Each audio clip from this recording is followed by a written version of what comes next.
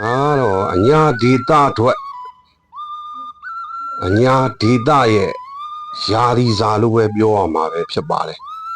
အညာဒေတာမှာယခုနွေရာသီဆိုရင်အခုလိုဟင်းကွတ်ပင်ကြီးတွေကနေပြီးတော့ပွင့်နေ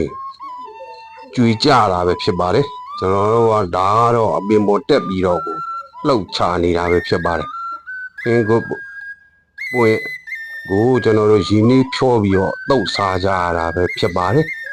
ဒါကတော့ဒီလိုကွန်ပွတ်တွေကိုအချောက်လှမ်းပြီးတော့နေလန်းထားရင်ကျွန်တော်တို့ဆက်နေရသည်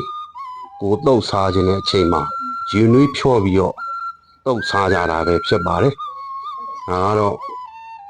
အညာဒေတာမှာပဲရှိတဲ့ဟင်းကွတ်ပင်ပဲဖြစ်ပါတယ်ဟင်းကွတ်ပင်ကိုတော်တော်များများတုတ်စားရတယ်တို့စားရတယ်